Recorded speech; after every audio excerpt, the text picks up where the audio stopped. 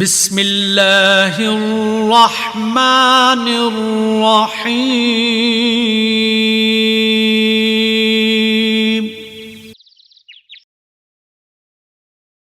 اعوذ باللہ من الشیطان الرجیم۔ بسم اللہ الرحمن الرحیم۔ آسان درس قرآن میں آج ہمارا درس سورۃ النصر آیت نمبر 1 تا 3 ہوگا۔ سورت کا ترجمہ سمجھنے سے پہلے اس کا شان نزول کا سمجھنا ضروری ہوتا ہے، لیکن یہ سورۃ النصر کے شان نزول کے ساتھ ساتھ ترجمے کو سمجھنے سے پہلے اس کی کچھ تفسیر کا سمجھنا بھی ضروری ہوگا۔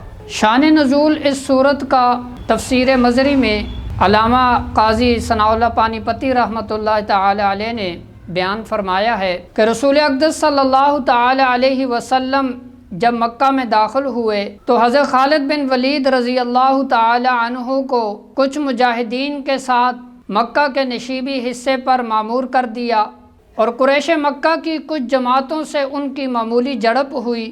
آخر اللہ تعالی نے ان جماعتوں کو شکست دی۔ پھر آپ صلی اللہ تعالی علیہ وسلم کے حکم سے قتال بند کر دیا گیا، فتح مکہ ہو گیا۔ آپ صلی اللہ تعالی علیہ وسلم مکہ میں فاتحانہ انداز سے داخل ہوئے۔ اس پر یہ صورت نازل ہوئی کہ قریش مکہ دار الندوہ میں جمع ہو کر انہوں نے مشورہ کیا کہ آپ صلی اللہ تعالی علیہ وسلم کو راستے سے ہٹانے کا، کہ آپ صلی اللہ تعالی علیہ وسلم کو شہید کر دیا جائے۔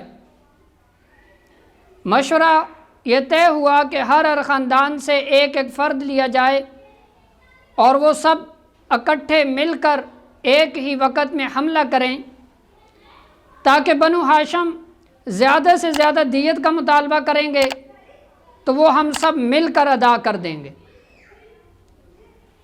حضرت جبرائیل علیہ السلام آپ صلی اللہ تعالی علیہ وسلم کے پاس آئے اور آ کر اللہ تعالیٰ کا پیغام سنایا کہ اللہ تعالیٰ یہ فرما رہا ہے کہ آپ مکہ کو چھوڑ کر مدینہ چلے جائیں، یثرب چلے جائیں، یہاں سے ہجرت فرما جائیں۔ آپ صلی اللہ تعالی علیہ وسلم حضرت ابوبکر صدیق رضی اللہ تعالیٰ عنہ کے پاس آئے اور آ کر ان سے فرمایا کہ مجھے حکم ہو گیا ہے ہجرت کر جانے کا، لہٰذا میں یہاں سے ہجرت کرنے لگا ہوں۔ حضرت ابوبکر صدیق رضی اللہ تعالیٰ عنہ نے فرمایا کہ حضرت میں بھی آپ کے ساتھ جاؤں گا۔ آپ صلی اللہ تعالی علیہ وسلم ان کو ساتھ لے کر چلے گئے اور غار ثور میں جا کر ٹھہر گئے۔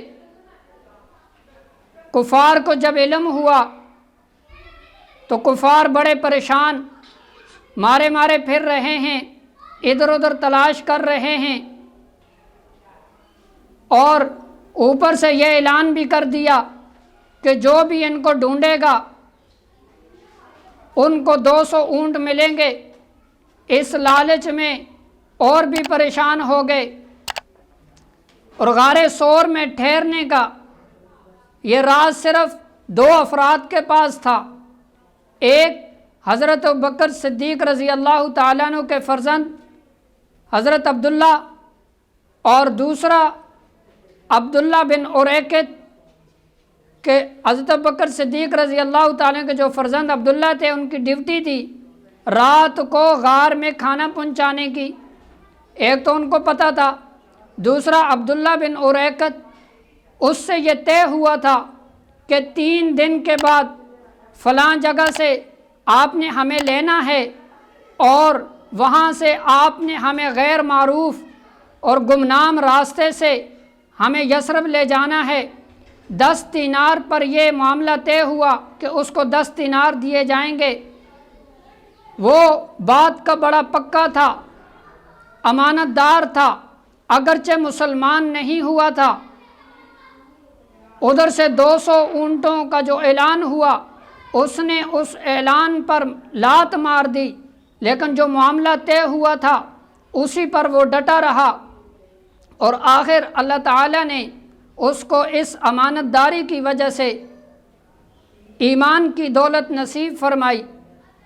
کافروں نے تلاش شروع کی، قبیلہ بنو مخزوم کا ایک ماہر کھوجی، وہ ان کو غار تک لے پہنچا۔ جب غار کے دہانے پر پہنچے تو کہنے لگا کہ کھوج یہاں تک ہی پہنچتی ہے۔ اوپر سے اللہ تعالیٰ کی قدرت دیکھیں کہ وہاں مکڑی نے جالا بن دیا اور کبوتری نے انڈے دے دیے۔ وہ کافر اوپر سے اسی پر برس پڑے کہ اگر وہ اندر جاتے تو یہ مکڑی کا جالا یہ تو ختم ہو جاتا، لیکن وہ اسی طرح ہے۔ اللہ تعالیٰ نے مکڑی کے جالے سے قلعے کا کام لیا۔ حضرت ابوبکر صدیق رضی اللہ تعالی عنہ انہوں نے آپ صلی اللہ تعالی علیہ وسلم سے فرمایا، حضرت اگر یہ کافر لوگ اپنے پاؤں کی طرف دیکھیں گے تو ہمیں دیکھ لیں گے۔ آپ صلی اللہ تعالی علیہ وسلم نے فرمایا، لا تحزن ان اللہ معنا، اے میرے محبوب ساتھی، اے میرے محبوب صحابہ، آپ کو فکر کرنے کی ضرورت نہیں ہے، پریشان ہونے کی ضرورت نہیں ہے، آپ غمگین نہ ہوں، اللہ ہمارے ساتھ ہے۔ جب اللہ ہمارے ساتھ ہے تو پھر ہمارا کوئی بھی کچھ بھی نہیں بگاڑ سکتا۔ تو آپ صلی اللہ تعالی علیہ وسلم اور حضرت ابوبکر صدیق رضی اللہ تعالیٰ عنہ وہاں غار ثور سے پھر آگے چلے گئے، اور ایک وہ وقت تھا کہ جب آپ صلی اللہ تعالی علیہ وسلم کو مکہ چھوڑنا پڑا، اور آپ صلی اللہ تعالی علیہ وسلم مکہ سے چلے گئے، اور ایک وہ وقت آیا کہ جب آپ صلی اللہ تعالی علیہ وسلم اپنے 10,000 نفوس قدسیہ کے ساتھ آپ صلی اللہ علیہ وسلم مکہ میں فاتحانہ انداز میں داخل ہو رہے ہیں، اور اس فاتحانہ انداز میں آپ صلی اللہ تعالی علیہ وسلم داخل ہوئے، اور صفا پہاڑی پر آپ صلی اللہ علیہ وسلم چڑھے، اور چڑھ کر آواز دی قریش والوں کو، سب کو آواز دی، بچے بھی آ گئے، بوڑھے بھی آ گئے، عورتیں بھی آ گئی، سب وہاں پر جمع ہو گئے، سارے ڈر کے مارے پریشان ہیں، کانپ رہے ہیں، تھر تھرا رہے ہیں کہ آج ہماری خیر نہیں ہے، ہم نے جس نبی پر، جس پیغمبر پر ہم نے زیادتیاں کی، دکھ پہنچائے، درد دیے، ان کو مکہ چھوڑنے پر مجبور کیا، آج ہمارے لیے وہ یہی اعلان کریں گے کہ ان سب کو مار دیا جائے، ان سب کو قتل کر دیا جائے۔ آپ صلی اللہ تعالی علیہ وسلم نے اعلان کیا، فرمایا سنو، میری بات غور سے سنو۔ سب لوگ خاموش ہو گئے۔ آپ صلی اللہ تعالی علیہ وسلم نے ان کو ان کی زیادتیاں گنوائیں کہ فلاں تم نے میرے ساتھ فلاں زیادتی کی، فلاں تم نے میرے ساتھ فلاں زیادتی کی، تم نے فلاں کو شہید کیا، تم نے فلاں کو شہید کیا۔ آپ صلی اللہ تعالی علیہ وسلم جیسے جیسے ان کی زیادتیاں آپ صلی اللہ علیہ وسلم گنواتے جاتے، ان کے حوصلے پست ہوتے جاتے، اور وہ یہی سوچ رہے تھے کہ آج ہمارے لیے جو اعلان ہوگا وہ ہمارے مرنے کا ہی اعلان ہوگا، اور کوئی دوسرا راستہ نہیں ہے۔ پھر آخر میں آپ صلی اللہ تعالی علیہ وسلم نے فرمایا، لوگو سنو، میری بات غور سے سنو۔ فرمایا کہ آج میں تمہارے ساتھ وہی معاملہ کرتا ہوں جو یوسف علیہ السلام نے اپنے بھائیوں کے ساتھ کیا تھا کہ لا تثریب علیکم الیوم انتم الطلقاء، کہ آج کے دن تمہارے اوپر کوئی ملامت نہیں ہے، جاؤ تم سب آزاد ہو۔ اس پر وحشی بن حرب کا عزیز اٹھا، اس نے کہا حضرت کیا وحشی بن حرب کے لیے بھی معافی ہے؟ کیا اس کے لیے بھی امن ہے، سلامتی ہے؟ وہ تو یہاں سے بھاگ گیا ہے۔ آپ صلی اللہ تعالی علیہ وسلم نے فرمایا ہاں، وحشی بن حرب کے لیے بھی معافی ہے، ہاں بس اتنا کرے کہ میرے سامنے نہ آیا کرے، چونکہ وہ میرے سامنے آتا ہے تو پھر مجھے میرا چچا یاد آ جاتا ہے، اس نے بڑی بے دردی کے ساتھ میرے چچا حضرت امیر حمزہ رضی اللہ تعالیٰ عنہ کو شہید کیا تھا، اس کا سینہ چاک کیا اور دل کلیجہ نکالا، اس کو چبایا اور ان کے ناک کان کاٹے، اس لیے اتنا کرے کہ میرے سامنے نہ آئے، باقی اس کو معاف کر دیا۔ اکرمہ بن ابی جہل، اس کی بیوی ام حکیم، وہ سامنے آئی، کہا حضرت آپ نے مجھے پہچانا؟ آپ صلی اللہ علیہ وسلم نے فرمایا ہاں ام حکیم ہو۔ اس نے کہا کہ میرا شوہر وہ یہاں سے بھاگ گیا ہے، حبشہ چلا گیا ہے، تو کیا اس کے لیے بھی معافی ہے؟ کیا اس کے لیے بھی امن ہے؟ آپ صلی اللہ تعالی علیہ وسلم نے فرمایا ہاں اس کے لیے بھی امن ہے۔ تو اس نے کہا اسے اطمینان نہیں ہوگا، اسے وہ مطمئن نہیں ہوگا، کوئی نشانی دے دیں۔ حدیث شریف میں آتا ہے آپ صلی اللہ تعالی علیہ وسلم کے سر مبارک پر سیاہ پگڑی تھی، آپ صلی اللہ علیہ وسلم نے وہ سیاہ پگڑی اتاری اور اس کے حوالے کر دی، کہا کہ یہ لو نشانی۔ وہ چلی گئی جہاں سے کشتیاں جا رہی تھی حبشہ، وہاں کنارے پر کھڑی ہو گئی، دیکھا کہ وہ کشتی آ رہی ہے، وہ بھی طوفان کی وجہ سے وہ واپس آ گئے۔ جب اکرمہ نے دیکھا کہ میری بیوی کنارے پر کھڑی ہے، وہ ڈر گیا، اس نے کہا آج تو ان لوگوں نے عورتوں کو بھی معاف نہیں کیا۔ جب کنارے پر آیا، کہا یہاں پر کیوں کھڑی ہو؟ کیا ہوا؟ تمہارے ساتھ کیا معاملہ ہوا؟ لوگوں کے ساتھ کیا معاملہ ہوا؟ اس نے ایک جملہ بولا، اس نے کہا کہ اس نے سب کو معاف کر دیا، وہاں تو رحمت کا سمندر ٹھاٹھیں مار رہا ہے۔ تو اکرمہ کہنے لگا دیکھو مجھے پھنسا نہ دینا۔ تو ام حکیم نے آپ صلی اللہ تعالی علیہ وسلم کی پگڑی مبارک اس کے سامنے کر دی کہ یہ آپ کی امن کی نشانی ہے کہ اس نے آپ کو بھی معاف کر دیا ہے۔ اور حضرت عبداللہ بن عباس رضی اللہ تعالی عنہما، وہ جب آپ صلی اللہ تعالی وسلم اس دنیا سے رخصت ہوئے تو ان کی عمر 10 برس تھی۔ اس کے بعد حضرت ابوبکر صدیق رضی اللہ تعالیٰ عنہ، ان کی خلافت تقریباً 2.5 سال رہی، اور اس کے بعد پھر حضرت عمر رضی اللہ تعالیٰ عنہ ان کی خلافت آئی، تو اس وقت ان کی 13-14 سال ان کی عمر تھی۔ تو حضرت عمر رضی اللہ تعالیٰ عنہ حضرت عبداللہ بن عباس رضی اللہ تعالیٰ عنہ کو اپنے ساتھ مجلس شورا میں بٹھاتے تھے۔ تو عشرہ مبشرہ میں سے حضرت عبدالرحمن بن عوف رضی اللہ تعالیٰ عنہ، انہوں نے اعتراض کر دیا کہ حضرت یہ بچہ ہے، آپ اس کو مجلس شورا میں بٹھاتے ہیں، یہاں بڑی راز کی باتیں ہوتی ہیں، کل کو ہمارے بچے آ جائیں گے اور یہاں مجلس شورا پر بچوں کا قبضہ ہو جائے گا، حضرت آپ اس کو نہ بٹھایا کریں۔ حضرت عمر نے فرمایا کہ یہ عام بچہ نہیں ہے۔ پھر کچھ عرصے بعد حضرت عمر رضی اللہ تعالیٰ عنہ، انہوں نے اپنے ساتھیوں سے پوچھا کہ بتاؤ یہ سورۃ النصر میں گر کی بات کیا ہے؟ سب نے اپنی اپنی تفسیریں بتائیں۔ آخر میں حضرت عبداللہ بن عباس رضی اللہ تعالیٰ عنہ سے پوچھا بچے آپ بتاؤ کہ اس میں گر کی بات کیا ہے؟ تو حضرت عبداللہ بن عباس رضی اللہ تعالیٰ فرمانے لگے اس میں ایک تو گر کی بات یہ ہے کہ اس میں آپ صلی اللہ تعالیٰ علیہ وسلم کے اس دنیا سے رخصت ہونے کی خبر ہے، کہ اللہ تعالیٰ نے آپ صلی اللہ علیہ وسلم کو یہ خبر دے دی کہ اب آپ کے دن اس دنیا میں تھوڑے رہ گئے ہیں۔ اور دوسرا یہ کہ جب مکہ فتح ہو جائے گا، اور جب مکہ فتح ہو گیا تو اس کے بعد لوگ جوک در جوک دین اسلام میں داخل ہوں گے، لہٰذا آپ کے دن تھوڑے ہیں، آپ اپنے رب کی تسبیح بیان کریں اور اپنے رب سے استغفار کریں۔ تو اس کا ترجمہ سمجھنے سے پہلے اس کا کچھ تفسیر اور شان نزول کا سمجھنا ضروری تھا۔ اب ہم ترجمے کی طرف آتے ہیں، اس کے بعد جو تفسیر رہ گئی ہو وہ ہم انشاءاللہ کریں گے۔ اذا جاء نصر اللہ والفتح، پہلے لفظی ترجمہ کریں گے، پھر اس کے بعد بامحاورہ ترجمہ ہوگا۔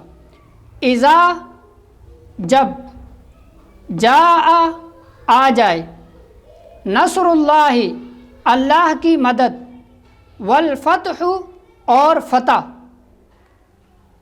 جب آ جائے اللہ کی مدد اور فتح، ورأیت اور آپ دیکھیں، الناس لوگوں کو، یدخلون وہ داخل ہو رہے ہیں، فی دین اللہ اللہ کے دین میں، افواجا فوج در فوج،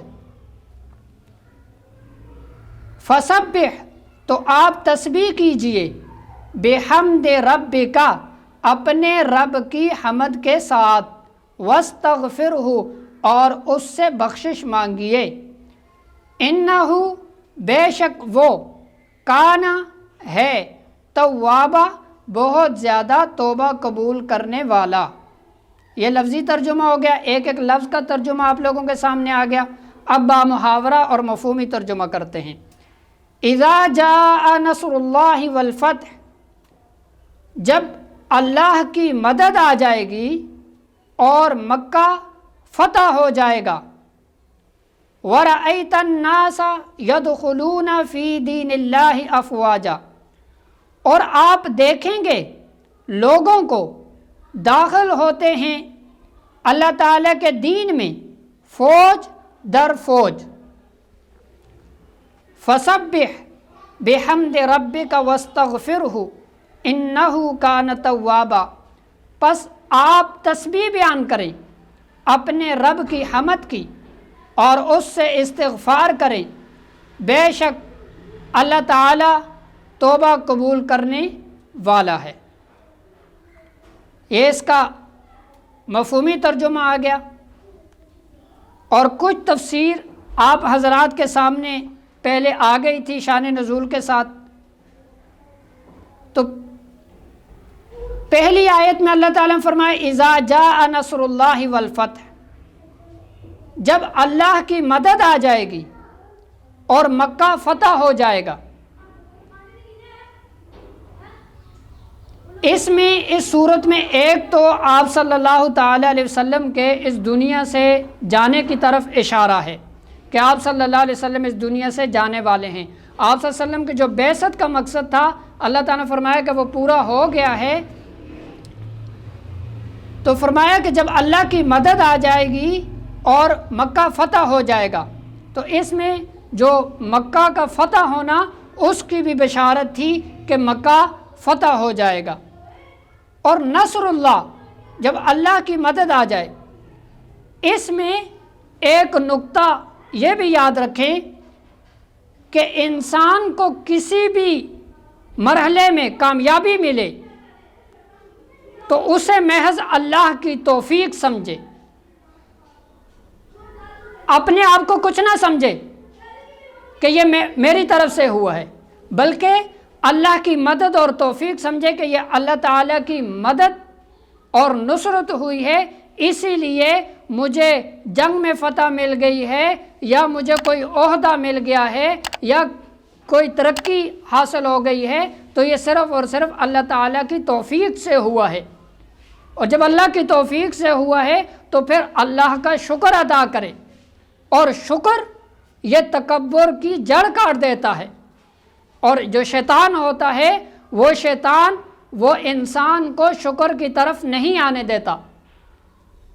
جب انسان کو شکر کی طرف نہیں آنے دیتا تو پھر یعنی اس سے غافل رکھتا ہے۔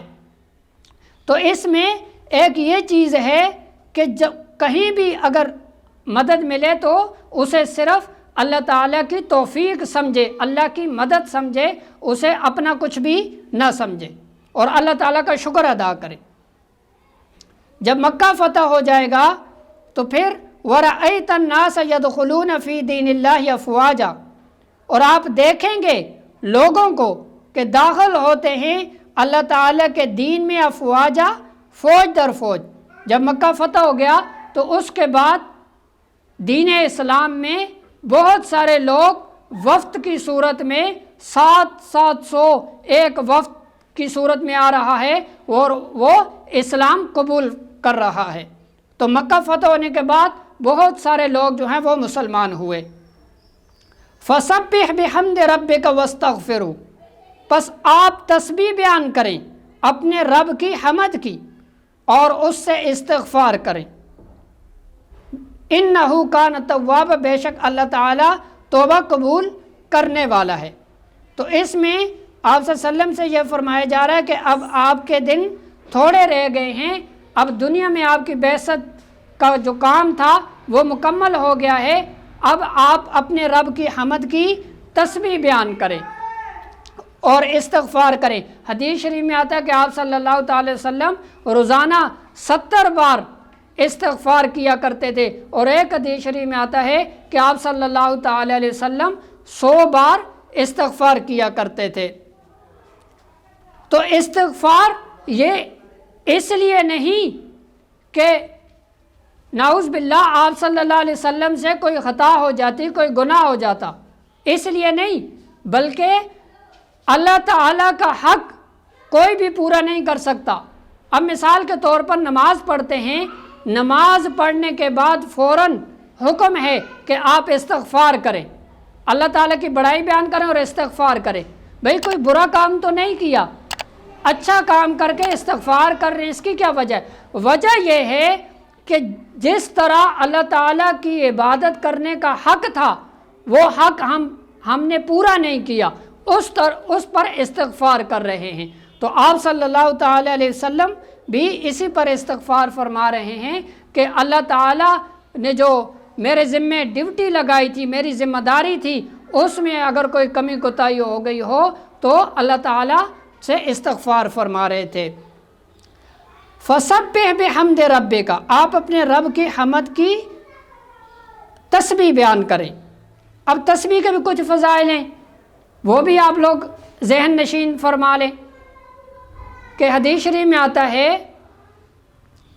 کہ جو شخص 100 بار صبح اور 100 بار شام کو سبحان اللہ کہے، وہ ایسا ہی ہے جیسے اس نے 100 حج کر لیے۔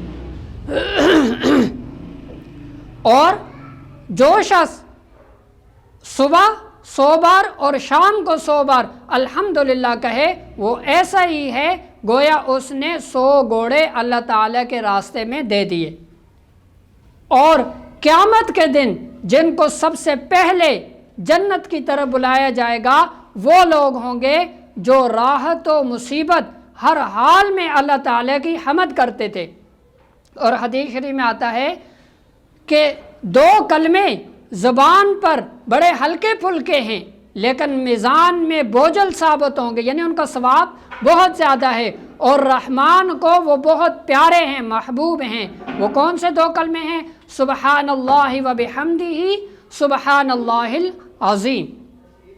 اور آپ صلی اللہ علیہ وسلم نے فرمایا کہ سبحان اللہ والحمدللہ ولا الہ الا اللہ واللہ اکبر کا کہنا مجھے ساری کائنات سے زیادہ محبوب ہے۔ اور ایک حدیث شریف میں آتا ہے کہ جو شخص روزانہ 100 بار سبحان اللہ و بحمدہ کہے تو اللہ تعالیٰ اس کے سب گناہوں کو معاف فرما دیں گے، اگرچہ وہ سمندر کی جاگوں کے برابر ہی کیوں نہ ہو، اللہ تعالیٰ سارے گناہوں کو معاف فرما دیں گے۔ تو یہ تسبیح کے بھی کچھ فضائل آ گئے، استغفار پہ کچھ بات آ گئی، اور تفسیر بھی آپ لوگوں کے سامنے آ گئی، اور شان نزول بھی آپ لوگوں کے سامنے آ گئے، اور لفظی اور مفہومی ترجمہ بھی آ گیا۔ وآخر دعوانا الحمدللہ رب العالمین۔